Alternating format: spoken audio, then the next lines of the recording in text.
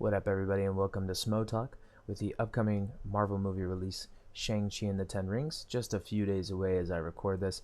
I'm sure there are many of you out there who had the same question that I did. Who is Shang Chi?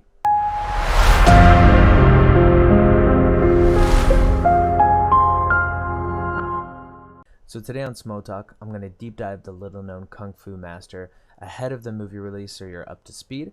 I'll be overviewing his comic book history, abilities, and some notable appearances through the Marvel Comics multiverse, history, and how that may relate to the character we end up seeing on screen September 3rd. But before we begin, if you like what we're doing with Smo Talk, please caress the like button and share with friends, as I'm sure you're aware it helps us to continue to make content. And don't forget to finesse the subscribe button so you'll never miss an episode of Smo Talk. This podcast is a free-form type format, so the topics will range and vary based on the host, like myself, Greg, Dylan, and many more creators from the Sierra Nova Comics platform. Also, this podcast relates to our other podcast, Breakfast Talk, where we provide mainstream news updates, discuss those developments, and provide spoiler-free rankings and spoiler-full movie reviews of those shows and movies and etc. So please check out the rest of the channel for tons more content from just a gaggle of indie creators. And thank you so much for watching. Let's jump in. Comic history. So most iterations of Shang-Chi seem to be similar and centered around the Earth 616 version of the character and abilities and general origins. For those of you unfamiliar with the Marvel multiverse, firstly, what have you been doing with yourself? And secondly, it's a vast series of parallel timelines in which characters and events differ, sometimes very slightly and other times drastically. Earth 616 is known as the Prime Universe, where we have most of the familiar characters and iterations of those storylines originate. I might have to deep dive the multiverse in another video, but it's just too much to fit in this video for now. So all you need to know for right now is the basics of the character, the basic history of the character. So these are the basics. He is the son of Fu Manchu in most timelines, who in most cases is a powerful leader who raises his son Shang-Chi to be a living weapon, very similar to the familiar character we know as Iron Fist. I think we have like a whole Peacemaker Bloodsport situation going on there. In most timelines, he is deceived by his father's intentions and is presented with the choice once he learns his father's true nature, in which he must choose to obey or rebel.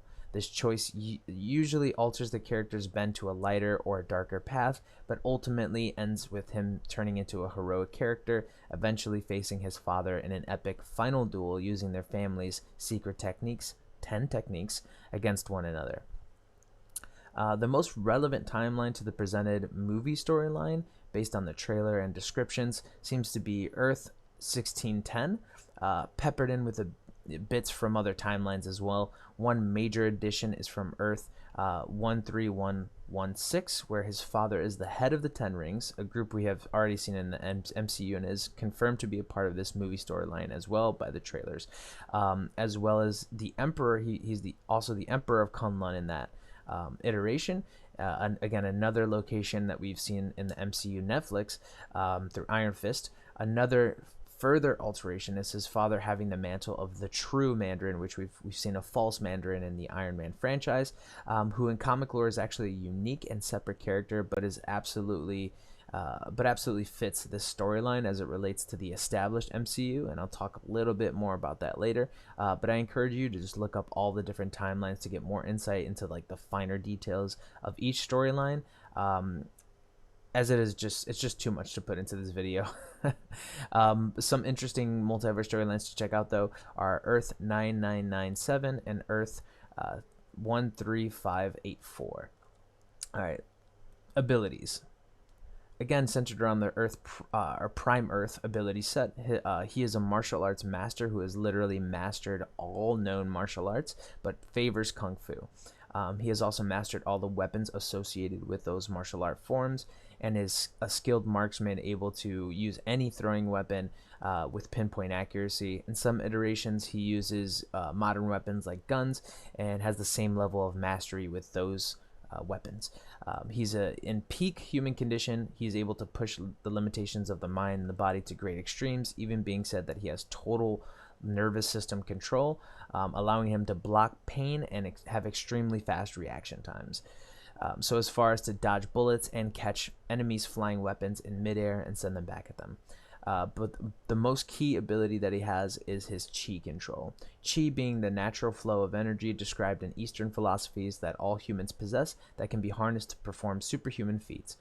In Shang Chi's case, it reinforces all of his already peak physical abilities, but most notably his strength and striking power. He even rivals the Iron Fist Danny Rand in a duel that ended in a stalemate, but an observer noted that Shang Chi is actually the superior martial artist. His chi also allows him to resist drugs and push out toxins from his body, as well as regenerate from battles much faster than the average person, a topic we've actually seen in the Netflix adaptations for Daredevil and Iron Fist. The Ten Rings, the object. So this is actually a major addition, the inclusion of this object, the Ten Rings, so it might be a little confusing, so let me just clarify. The Ten Rings organization is a terrorist group that operates inside of the Marvel universe, but is based off the object, the Ten Rings, in this iteration, in the movie iteration. So the Ten Rings group essentially comes from the lore behind the Ten Rings object. We're talking about the Ten Rings object right now. All right, so this is actually, again, a major addition to the story, as Shang-Chi has never been associated with the Ten Rings in comic history, but the Mandarin, however, was the only historical wielder of the Ten Rings. And that's what I was referring to earlier in the video. So I think this association, them adapting the Ten Rings into Shang-Chi's kind of storyline, makes him an extremely relevant as where we are in the cinematic universe, and distinct from any of the other characters in the current MCU. Although I'm 100% expecting differences in this adaptation from those found in the comics, so the Ten Rings is not going to be, what we see in the movie. And one obvious change is that instead of them being actual rings, they are like braces or cuffs. And so yeah, let's just go through the abilities of the Ten Rings found in the comics. Again, this is going to differ from what we see on screen, but let's just go through the comic history of it. So the Ten Rings were discovered by the Mandarin in China's Valley of the Spirits. The Ten Rings of power are actually a product of the dragon-like race Axon Kar, or the Moklins, from the planet Maklu 4. The Axon Kar utilized them mainly as a power source for their interstellar craft engines. The rings' function currently cannot be explained by Earth science. The Mandarin, so magic, the Mandarin learned how to utilize the rings for his own personal use and to make them respond to his personal commands. Over the years, his mind actually came to inhabit the rings, so in the comics again. So now no one else can make use of them. The Mandarin can also control the rings over large distances. So the functions of each of the original set of rings are as follows. Left hand, pinky, ice blast, freezes the air in its path and can lower the object's temperature to almost absolute zero. Ring finger, mento intensifier, magnifies the Mandarin's psychic energy, enabling him to mentally control a person, only effective at a short range. Middle finger, electroblast, emits quantities of electrical energy determined by the wearer. The upper limit of this power is unknown. Flame blast, the index finger, flame blast, sorry, emits infrared radiation that can cause air to incandesce by igniting molecules. The maximum output is also unknown. Thumb, white light, emits many different types of energy from the electromagnetic spectrum, frequently used as an intense visible light and laser beams. Right hand, pinky blast, black light, creates an absolute blackness where all light is absorbed. It's believed that this ring accesses the dark force, probably somewhere in the Marvel multiverse, used by people such as Darkstar and the Shroud. Ring finger, disintegration beam, destroys bonds between atoms and molecules, causing the object's cohesion to fall apart. This needs a 20-minute recharge between uses. Middle finger, vortex beam, causes air to swirl around in a vortex at high speed, can levitate objects or propel the wearer in flight, and can be used as a weapon. Index finger, impact beam, projects concussive force of approximately 350 pounds, can also cause intense sonic vibrations and create magnetic waves. Thumb, matter rearranger, can rearrange atoms and or molecules of substances to speed up or slow down their movements to result in various effects, but cannot transmute actual elements.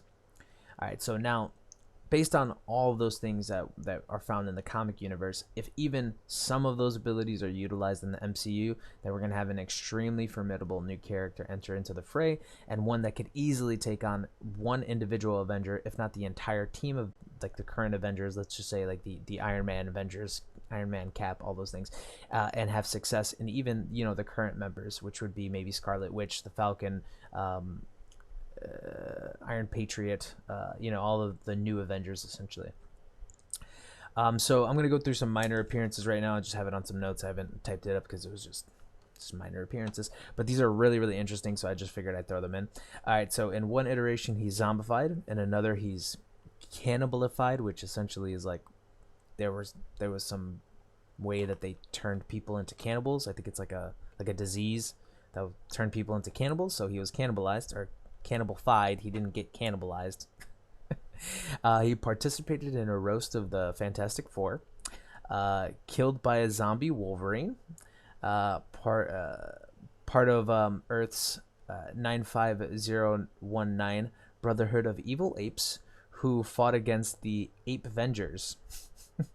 He's also had a crossover with the Action Force, the G.I. Joe UK, appearance in the Land of Cancelled Heroes story, an X-Men on Earth TRN 400, and called in to fight a Deadpool Ultron merged kind of being on Earth TRN 664.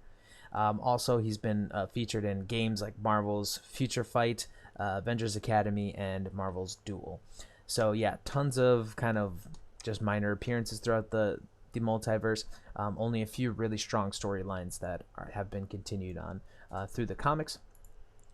So anyway, I hope that this deep dive gave you guys a little more insight into the character. He has like a ton of interesting kind of iterations. Like I said, I really do recommend you just go and do a little bit of research into the multiverse of his character or his character storylines, because there's just some interesting stuff that goes on there, and he's related to quite a few characters like Doctor Strange and Spider-Man and things like that. So he does have quite a few little crossovers that are pretty interesting. Yeah, if you weren't considering seeing the movie, I hope I gave you a nudge towards giving it a chance. But yeah, thank you guys again so much for watching Smo Talk, and stay tuned for more. And then click somewhere in the corners here somewhere to see some more awesome content from the Sierra Nova Comics community. And we'll see you next time on Smo Talk. Peace.